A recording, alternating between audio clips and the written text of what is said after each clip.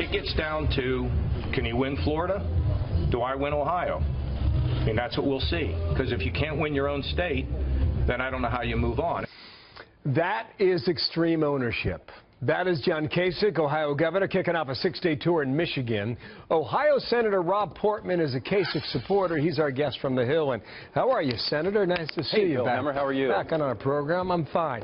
Make your case for John Kasich. Go. Oh, that's easy. That's easy. John's got a story. He took Ohio at a time when it had a huge deficit, unprecedented, $8 billion, turned it around, now a $2 billion surplus.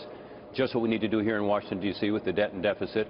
On the economy, he inherited a state that was in free fall, 48th in the country in job creation under Governor Ted Strickland. He took it. Now we're top 10 and on the way up. Our unemployment is not above the national average, which it was. It's now below the national average. He's created over 400,000 jobs. So he's actually got a story to tell, and it's so good because it's a story about what could happen here in Washington if you have the right leadership and the right policies to begin to give people hope and opportunity. As so you know, I think it's a great story. We follow this campaign every day, every hour of every day, as you know. He's got a second-place finish in Vermont, a second-place finish in Massachusetts, a second-place finish in New Hampshire. That's as good as he has done right now, already telling his story repeatedly now for months. And as you know, eventually you got to win. You got to win, and I think he's going to start winning. I think he starts in Michigan and Ohio. He did, as you say, take a lot of accountability there for Ohio. I think he's going to do very well. The polling shows that he and Donald Trump are neck and neck in Ohio. I will predict this morning he's going to win the Buckeye State. You know, we've got a good ground game there, and I think he's got a heck of a lot of support. His approval rating in Ohio is higher than any of the other governors from many of their states who have been in this presidential mix, any of them.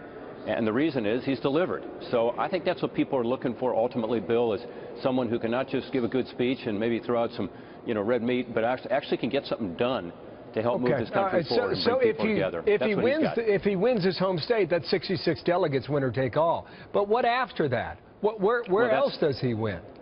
I think the point that he just made earlier is that when he wins Ohio, then the momentum begins, and then folks who maybe don't win their states, will begin to be looking at John Kasich as the alternative to Donald Trump. So I think that's his scenario going forward. I talked to John last night. He's very optimistic, as you know. You know him well. He's a guy who looks at the bright side, and he sees the path forward, and so do I, if he can win Ohio. Yeah, can he win Michigan? I mean, he talks like he can, but I look at this polling, and he's down double digits to Donald Trump. Yeah, Michigan's going to be tough to win, but I think he can do very well there. And as you know, he started a tour in Michigan. Michigan and Ohio are very similar in some respects. We're states that had a tough hit during the recession because of the manufacturing, and in Ohio because of poor leadership. And John is able to show, as frankly, the governor of Michigan is able to show, that you can have a comeback if you put the right policies in place. And I think some of what John has done in Ohio can translate to Michigan voters if he can get that message out there. And, a part of it is letting people know who you are and what you've done. He's going to have another chance tonight during our Fox debate right there in Detroit, Michigan as well. Now, Senator, one of the big stories on this trail has been heroin abuse in America. And you're working on a bill in the Senate. What can Washington do about this? Washington can be a much better partner with state and local government and with nonprofits in fighting this epidemic. For the last 3 years, we've been working with experts from around the country to put together a bipartisan support for new areas of, helping treatment and recovery and prevention, things that are evidence-based, that are actually working in the states.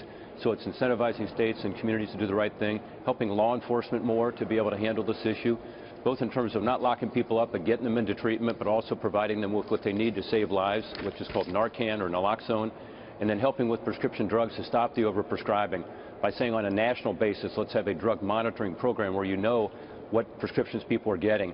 I mean, this is a problem, as you know, Bill, that's huge right now. So many more than Americans. 100 people, more than 100 people will die today because of drug overdoses. So we're really excited about our legislation. We think it's going to pass in the Senate soon, and there's a companion bill in the House, and then getting it to the President for signature will begin to save lives. I have to think, if anything's bipartisan, this is it. It should be. Senator, Absolutely. Thank you for your time. Rob Portman, Republican from Ohio. They're on the Hill, a John Kasich supporter. Thank you, Senator.